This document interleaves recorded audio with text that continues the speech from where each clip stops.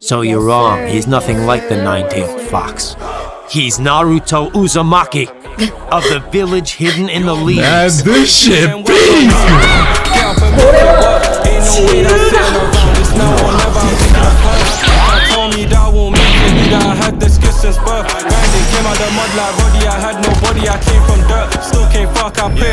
Y'all ever watch an anime scene and just sit there like, nah, this shit peak. Like something about it just hits you so hard it reminds you why you fell in love with anime in the first place. Today, we relive in those moments.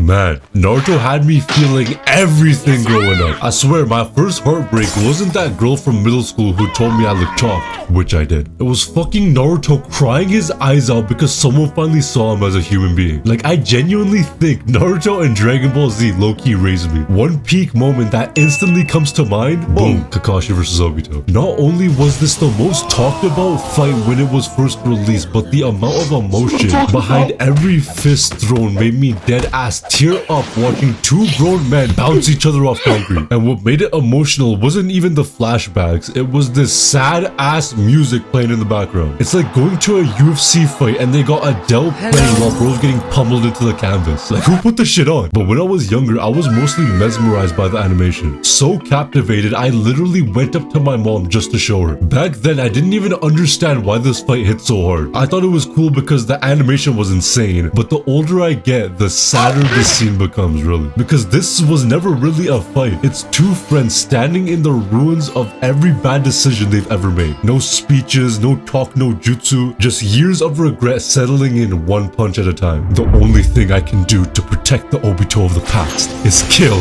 the current Obito. Like, this shit hits deep!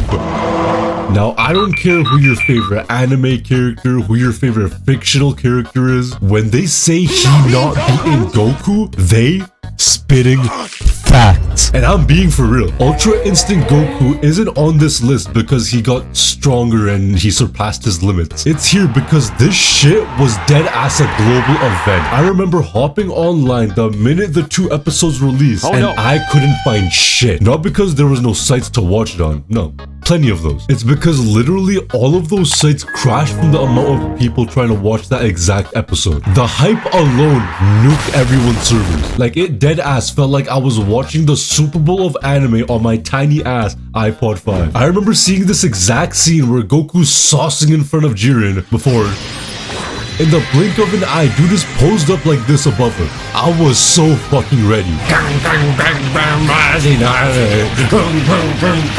There is legit an indescribable feeling I get remembering this lit ass music playing while Jiren and Goku were throwing straight missiles at each other. And what made it even crazier was nobody knew what was about to happen next. Every week felt like an event. Every new transformation felt impossible. And for a kid sitting there on his tiny ass iPod 5, this wasn't just another anime episode. This was history in the making.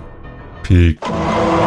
First picking up Mob Psycho, I was mostly trying to fill the boredom left from finishing One Punch Man, and had no idea I would be getting lectured by a 14-year-old nerd on how to be a better human being than most grown adults. Yes. Because while anime always questioned how to get stronger, Mob was asking a completely different question. What kind of person are you becoming? I think the moment that hit hardest for me was the ending, because after all the psychic powers, all the fights, all the explosions, Mob ends up dealing with the same thing most of us do. He's terrified.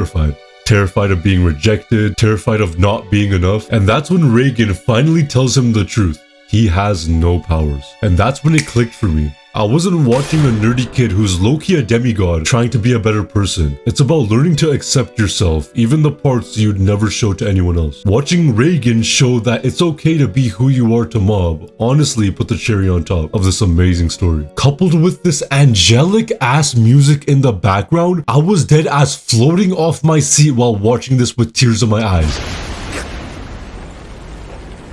Mob, I have to tell you. Did you know the girl on Discord you've been talking to, Tsubomi? It was me! It's always been me!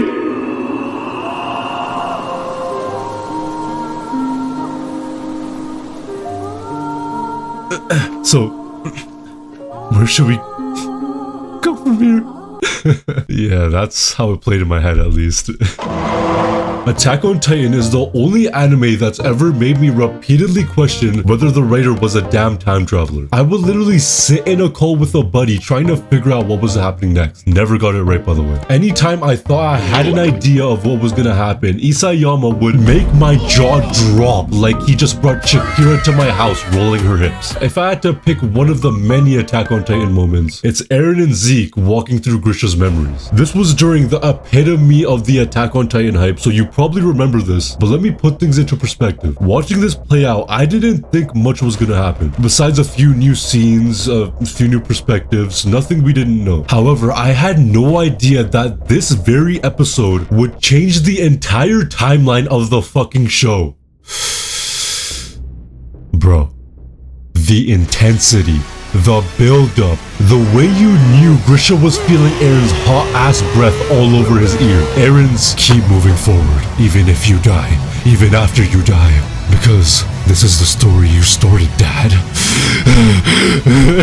Like, come on, bro. Had his own father moving like a New York City crackhead, while I'm jaw wide staring at the screen. The revelation that Eren was literally the one to influence the events of the first episode had me absolutely mindfucked. I was going crazy in that chat. And when Zeke gets blasted out of the memories, he just sees Eren staring down at him like, yeah. And what, fam? Anyways, I've rambled on long enough. Let me know some moments that you had sitting there like, nah, this shit's peak. Hit that like button if you enjoyed, subscribe if you're new, and I'll see y'all very soon.